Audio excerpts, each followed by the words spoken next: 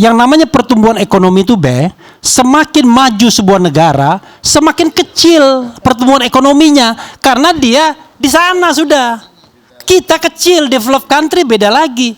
Makanya karena jangan kita salah. develop country, kita nggak ngelihat pertumbuhan itu kecil, kita harus besar, Bang.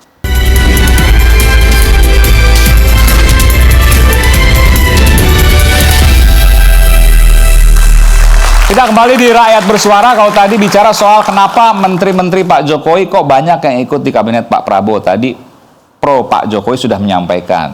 Kontra Pak Jokowi juga. Sekarang giliran dari timnya atau pendukung Pak Prabowo. Pak Babe pejabat saya bilangnya. Karena akan segera menjadi pejabat negara Republik Indonesia. Nah gitu juga, gini. Oke. Saya melihat apa yang disampaikan awal tadi Bung Refli Harun. Kok pesimis sekali gitu loh. Nggak ada nuansa-nuansa optimis yang membangun. Nggak ada nuansa-nuansa yang membuat satu harapan ke depan. Tapi itu boleh-boleh saja.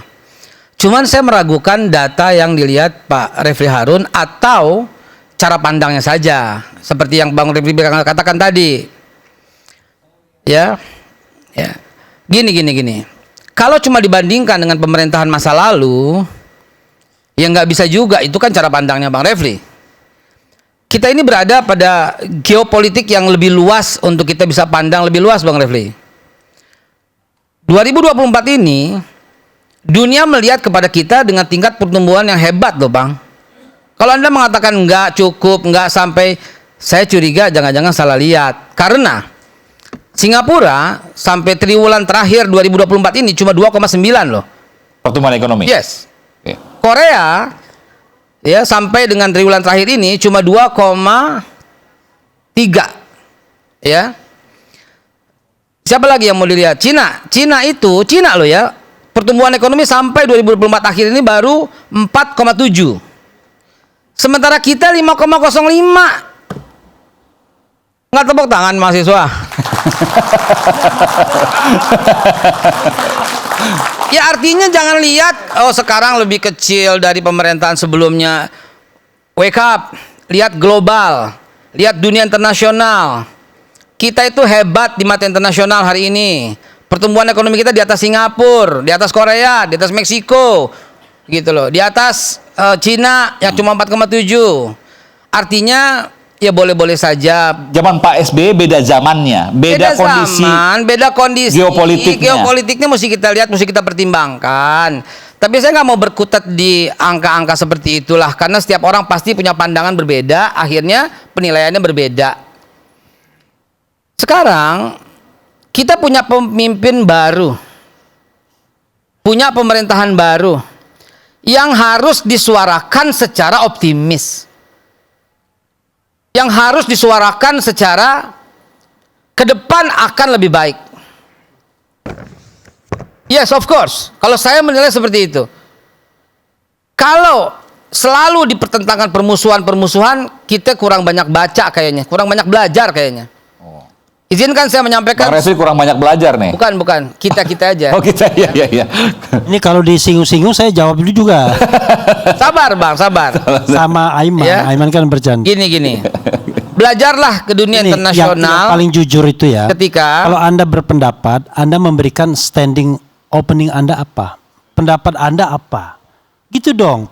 Anda nggak punya poin, tapi kemudian membahas pendapat orang. Kan harusnya nih standing point saya begini. saya udah sampaikan Karena standing kalau point begitu kata dunia caranya, internasional. ya nggak untung ngomong di depan. Saya udah sampaikan standing point saya adalah dunia internasional dibandingkan dengan negara-negara tetangga. Itu cara pandang saya. Kalau cara pandang Bang Refli dibandingkan dengan pemerintahan sebelumnya, dengan mengakibatkan pandangan-pandangan yang sangat pesimis dan menilai setiap orang yang salah akan terus salah. Setiap orang yang punya error akan terus error dengan mengatakan 16 menteri itu dalam tanda kutip bengkok-bengkok. Sekarang Pak, gini saya bilangin deh ya. Ini pakem dalam dunia ya kepemimpinan ya. Segelompok domba yang dipimpin oleh seekor harimau dia akan mengaum. Dan sekelompok harimau dipimpin dengan seekor domba akan mengembik semuanya. Ya, ya. Mati. Silahkan terjemahan sendiri. Ya, silakan terjemahkan sendiri bahwa ke depan kita punya pemimpin yang betul-betul punya karakter memimpin dengan yang sangat baik, sangat kuat. Sekarang saya mau contohkan begini deh. Ingat, ya ini wawasan ya buat Bung Refli, buat yang lain ya. Dimana kita mesti lihat sebuah persatuan akan membuat sebuah bangsa besar. Toyotomi dan Tokugawa, dua pendekar Jepang yang berebut kekuasaan, saling bunuh. Dan ketika Toyotomi menjadi pemimpinnya, apa yang dilakukan terhadap Tokugawa? Diajak untuk membangun Jepang, dan kita lihat Jepang kayak begitu. Deng Xiaoping dengan Mao Zedong musuhan, bunuh-bunuhan. Ketika Mao Zedong terangkat menjadi ketua Partai Komunis Cina, dia mengangkat orang yang rivalitasnya itu loh untuk bersama-sama membangun Cina. Hasilnya kayak apa? Amerika,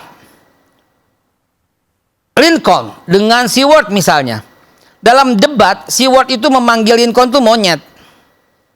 Betapa Dalam debat ya, presiden dalam debat memanggil dengan nama memanggil binatang dengan kata-kata monyet. Oh. Ya, sangat sadis. Dan dalam buku kita baca, ketika Lincoln ingin melakukan perbaikan, datang ke tempatnya Seward, Seward mengusirnya seperti mengusir seekor kera. Itu ngapain kera datang ke tempat kami?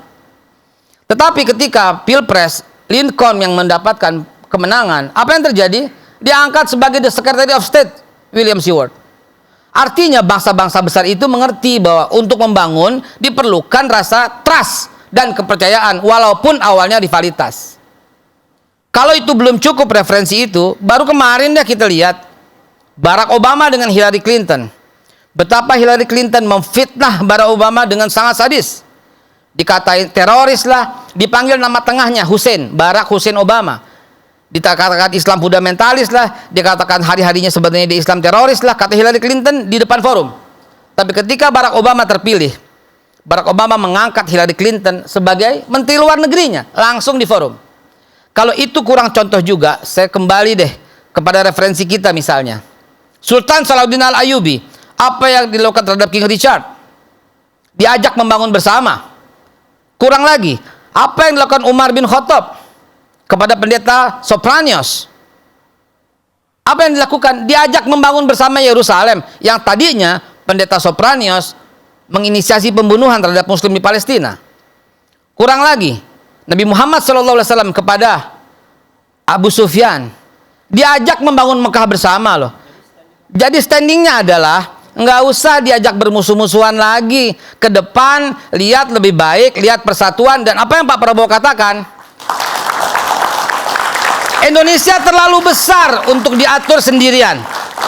Sehingga dengan itulah diajak banyak orang untuk bersama-sama membangun Indonesia ke depan. Dan apa yang paling sering diucapkan?